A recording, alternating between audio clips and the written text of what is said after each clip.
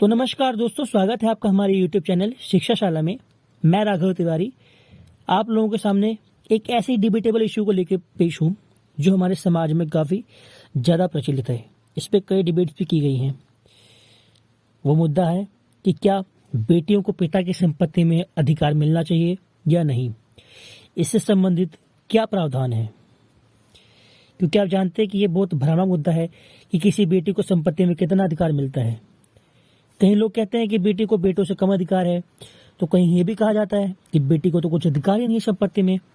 और कुछ ऐसे लोग भी हैं जो कहते हैं बेटियों को बेटों के समान ही समानता का अधिकार है संपत्ति के बंटवारे को लेकर। यानी कि जितने मुंह उतनी बातें। समाज में अलग अलग तरह की भ्रांतियां हैं जो बेटियों के पिता की संपत्ति में हिस्से को लेकर चलती रहती हैं। इसकी प्रमुख वजह कानून की जानकारी नहीं होना है। यस, बहुत सारे लोग ऐसे हैं जो आपको इस मुद्दे पर बात करते हुए मिलेंगे, किंतु उनको कोई ज्ञान ही नहीं है कानून का। वो बिना ज्ञान के ही निराधार अपनी बातों को रखते हैं, क्योंकि आप जानते हैं कि आधा ज्ञान बहुत ही अधूरा है और बिना फैक्ट्स के, बिना कानून के तो वो ज्ञान, कानून पर बात करना अनुचित ही है। यदि आप कानून से संबंधित मुद्दों की बात करें तो आपको कानून का ज्ञान होना अति आवश्यक है। अब ऐसा भी नहीं कि आप बिल्कुल कानून में मास्टर होने चाहिए, किंतु आपको बेसिक अंडरस्टैंडिंग तो कानून की होनी चाहिए। अगर हम इस मुद्दे की बात करें तो वर्तमान भारत में बेटियों को संपत्ति में कितना अधिकार है और कब बेटियों को पिता की संपत्ति में हिस्सा नहीं मिलता, इसके संबंध में स्पष्ट कानून है। कहीं भी कोई भ्रम की स्थिति है ही नहीं। आज की तारीख में तो सब कुछ स्पष्ट हो चुका है। आजकल डिजिटल जमाने में जैसे ही एक न्यूज सर्कुलेट होती है तुरंत वो सब में पहुंच जाती है। तो आजकल तो ये संभव ही नहीं है कि किसी को ना पता हो इसके बारे में। हमारे देश में यदि हम बात करें तो संपत्ति के विभाजन को लेकर अलग अलग प्रकार के कानून हैं। ये कानून सभी धर्मों के भी हैं। इन कानून में कुछ कानून पार्लियामेंट के द्वारा बनाए हुए हैं, जैसे भारत में हिंदुओं के लिए हिंदू उत्तराधिकार अधिनियम 1956 का, मुसलमानों के लिए मुस्लिम पर्सनल लॉ, ईसाइयों के लिए भी कुछ उनके विशेष कानून बनाए गए हैं। इन सभी कानूनों से किसी भी व्यक्ति के संपत्ति में अधिकार तय होते हैं। पर यह भी ध्यान देने की बात है कि कोई भी ऐसा कानून जो संविधान में दिए गए मूल अधिकारों के विपरीत जाता हो, उसको कानून न्यायालय जो है वो नहीं मानता। उसको ऐसे कानून को न्यायालय द्वारा मान्यता नहीं दी जाती है, क्योंकि न्यायालय का ऐसा मानना होता है कि किसी भी ऐसे कानून को नहीं माना जाएगा जो मूल अधिकारों को विपरीत जा रहा हो।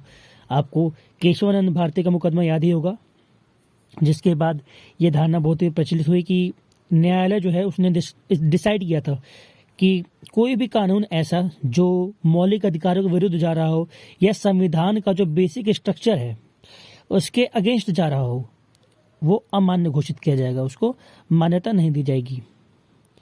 अगर हम संपत्ति की बात करें तो भारत में मोटे तौर पर दो प्रकार की संपत्तियां हैं। पहली ऐसी संपत्ति तो स्वयं द्वारा अर्जित की गई किसी व्यक्ति द्वारा, यानी कि उस व्यक्ति ने स्वयं उसको बनाया है। और दूसरी ऐसी संपत्ति जो पैतृक संपत्ति है, यानी कि पिता द्वारा पिता को, दादाजी द्वारा दादाजी को उनके पिताजी द्वारा, ऐसे पुरखों द्वारा चलती आ रही है। तो पैतृक संपत्ति तो पीढ़ी दर पीढ़ी चली आ रही है और वर्तमान समय में तो इसकी थोड़ी कम महत्ता है, क्योंकि आजकल तो ऐसी संपत्ति बहुत कम देखने को मिलती है। और यदि हम स्वयं द्वारा अर्जित संपत्ति की बात करें तो कोई भी ऐसी संपत्ति जो किसी व्यक्ति ने स्वयं अर्जित की है, वो संपत्ति स्वयं द्वारा अर्जित संपत्ति कहलाती है। भले ही किसी व्यक्ति ने कोई संपत्ति खरीदी हो या उसे दान मिली हो, या फिर किसी व्यक्ति की हत्या करके उसके परिणाम स्वरूप उसको संपत्ति मिली हो, या फिर जो किसी पुरस्कार में मिली हो, ये सभी संपत्ति स्वयं द्वारा अर्जित संपत्ति कहलाती है। इस कानून की सारी जो कहानी है वो इन दो संपत्तियों के बीच ही चलती है, पैतृक संपत्ति और स्वयं द्वारा अर्जित संपत्ति। जब कोई भी व्यक्ति संपत्ति स्वयं से अर्जित करता है, इस कंडीशन में तो उस व्यक्ति के पास पूर्णतः अधिकार है कि वह अपनी संपत्ति के संबंध में कोई भी फैसला ले सकता है। इसका उल्लेख भारतीय उत्तराधिकार अधिनियम और संपत्ति अंतरण अधिनियम भी मिलता है। किसी भी व्यक्ति को कानून में बताया गया है कि किसी भी व्यक्ति को उसकी संपत्ति के संबंध में फैसला लेने की पूर्ण स्वतंत्रता है। ऐसा फैसला लेने के लिए उसे कोई भी व्यक्ति बाध्य नहीं कर सकता, अब भले ही उसके बच्चे ही क्यों ना हो। समाज में कुछ भी ऐसा हम देखने को मिलता है कहीं कहीं कि कुछ बच्चे सोचते हैं कि वो पिता को उसकी संपत्ति बेचने से रोक सकते हैं, जबकि यह बात बिल्कुल गलत है। ये कथन बिल्कुल ही अस्पष्ट है।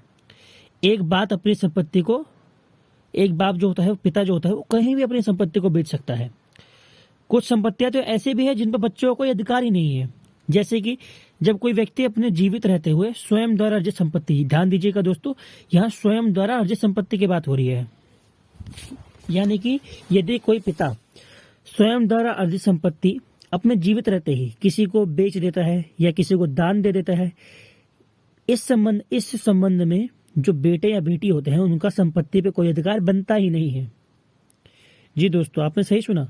इस कंडीशन में बिल्कुल भी बेटे और बेटी का संपत्ति पर अधिकार नहीं है, क्योंकि पिता जो थे उनके, वो पहले ही संपत्ति किसी को बेच चुके हैं या किसी को दान दे चुके हैं। तो इस संबंध में बेटे और बेटी को कोई अधिकार नहीं है। अगर हम दूसरी बात करें कि अगर ये नहीं है तो किस कंडीशन में बेटियों को पिता की संपत्ति में अधिकार प्राप्त है। एक पिता के स्वयं द्वारा अर्जित की गई संपत्ति में बेटी और बेटे को उसके मरने के बाद ही अधिकार मिलता है। ऐसा यदि कोई ऐसा व्यक्ति है जो बगैर कोई फैसला लिए हुए मर जाता है, तब वो जो संपत्ति है उसका बंटवारा बेटे और बेटियों में समान रूप से किया जाता है। यानी कि कोई व्यक्ति बिना संपत्ति का बंटवारा किए यदि उसकी मृत्यु हो जाती है तो उसकी जो संपत्ति होती है स्वयं द्वारा अर्जित, उसको सभी लोगों में, बेटे और बेटियों में यानी कि बांट दिया जाता है बराबर रूप से। किंतु यदि वो व्यक्ति अपने जीवित रहते ही उस संपत्ति को किसी को और दे गया था, तो इस कंडीशन में वो संपत्ति दोनों में से किसी को भी नहीं दी जाएगी। यदि हम हिंदुओं के मामले की बात करें तो हिंदू उत्तराधिकार अधिनियम इस कंडीशन में लागू होता है, और मुसलमानों के लिए मुस्लिम पर्सनल लॉ। हिंदू अधिकार जो अधिनियम है, उत्तराधिकार अधिनियम, इसमें बेटे और बेटी को बराबर का अधिकार दिया जाता है मृत्यु के पश्चात। और कोई भी संपत्ति, जितना अधिकार बेटे को मिलेगा उतना ही अधिकार उस संपत्ति का बेटे को ही मिलेगा। बेटा यह पक्ष नहीं ले सकता कि बेटी की शादी हो गई है, उसे उसके पति की संपत्ति में अधिकार मिल गया है। ये बात कोई भी बेटा नहीं बोल सकता। बेटी स्पष्ट रूप से पिता की अर्जित की गई संपत्ति में दावा ठोक सकती है, और न्यायालय में साबित हो जाने के बाद भी बात क्या होता है कि ये संपत्ति दोनों बंटवारा हो सकता है। यानी कि यदि किसी बेटे ने संपत्ति में अधिकार का मामला, मुकदमा किया है और न्यायालय में सत्यापित हो गया कि वो जो संपत्ति थी वो उसके पिता के मरने के बाद दोनों मिलनी चाहिए, तो ये संपत्ति दोनों उसका बंटवारा किया जाएगा। अगर हम मुसलमानों के मामले की बात करें तो उसमें थोड़ा अलग प्रभाव पड़ जाता था पहले, किंतु अब न्यायालय जो है वो अपनी अवधारणा में परिवर्तन कर रहा है, और मुस्लिम पर्सनल लॉ के मामले में भी भारत का कानूनी भारतीय उत्तराधिकार अधिनियम जो है उसको लागू करके बेटियों को ही बराबर का अधिकार दिलवाया जा रहा है वर्तमान समय में। यानी कि चाहे वो हिंदू हो चाहे मुसलमान हो, जो भारतीय उत्तराधिकार अधिनियम है, दोनों को न्यायालय द्वारा दोनों के लिए उसको लागू किया जा रहा है, ताकि किसी भी बेटी को, चाहे वो किसी भी धर्म की हो, उसके साथ अन्याय ना हो। ये तो बात हुई स्वयं द्वारा अर्जित संपत्ति की। यदि हम पैतृक संपत्ति की बात करें तो पैतृक संपत्ति के मामले में स्थिति जो है, कंडीशन थोड़ी भिन्न है। पैतृक संपत्ति क्योंकि पूर्वजों से चली आ रही है, वो कई जमानों से चली आ रही है। बेटियों का दूसरी जगह विवाह हो जाता है, ऐसी स्थिति में उनका अधिकार थोड़ा कम हो जाता है। अगर कोई रिश्ता बेटी की तरफ से है तब उसको अधिकार कम मिलते हैं, और एक समय के बाद तो बेटियों की तरफ से रिश्ते के अधिकार को पैतृक संपत्ति के मामले में लगभग समाप्त ही माना जाता है। इसके मामले में कानून थोड़े विवादास्पद हैं। बस इतना समझ लेना चाहिए कि पैतृक संपत्ति के मामले में 1 से 2 पीढ़ी के बाद बेटियों के अधिकार लगभग कम होने लगते हैं, पर इस कंडीशन में भी, इस स्थिति में परिवर्तन आया है। जो 2005 में हिंदू उत्तराधिकार अधिनियम था उसमें कुछ परिवर्तन किए गए, और अब यानी कि वर्तमान समय में बेटे को भी पैतृक संपत्ति में लगभग बेटे की तरह ही अधिकार प्राप्त है। इस बात को नोट कर लेना यार दोस्तों। वर्तमान समय में यानी कि प्रेजेंट टाइम में जो हिंदू उत्तराधिकार अधिनियम है उसमें कुछ परिवर्तन किए गए हैं, और अब बेटियों को भी बेटों के समान ही पैतृक संपत्ति में भी लगभग अधिकार समान ही प्राप्त हैं।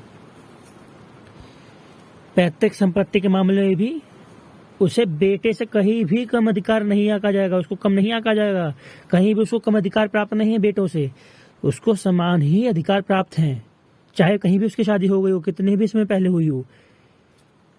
अब हम बात करते हैं कि ऐसी कंडीशन कौन सी है जब बेटियों को अधिकार नहीं मिलता। क्योंकि कुछ ऐसी परिस्थितियां भी हैं जब बेटियों को संपत्ति में उत्तराधिकार नहीं मिलता है। जैसे कोई बेटी अपने को उत्तराधिकार में मिले हक को त्याग कर देती है, यानी किसी बेटी ने अपने उत्तराधिकार में मिले हक को त्याग कर दिया, तब उसे संपत्ति में किसी प्रकार का अधिकार नहीं मिलेगा। अगर उसने किसी पक्षकार के पक्ष में रिलीज डीड पे फोकस कीजिएगा, रिलीज डीड साइन करवा लिया है, उस रिलीज डीड को रजिस्टर भी करवा लिया गया है, रजिस्टर, तब बेटी किसी भी अधिकार को क्लेम नहीं कर सकती संपत्ति के, है ना। यानी कि अगर रिलीज डीड जो है उस पर साइन करा लिया गया है, उसका रजिस्ट्रेशन करवा लिया गया है, इस मामले में बेटी को कोई भी अधिकार नहीं मिल सकता, वो क्लेम नहीं ठोक सकती है संपत्ति पर।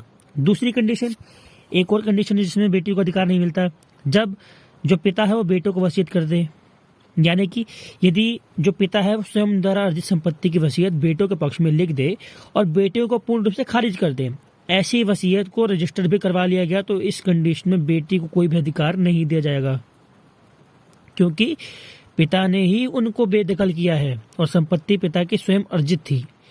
ये जो कंडीशन है स्वयं द्वारा अर्जित संपत्ति पर लागू होती है।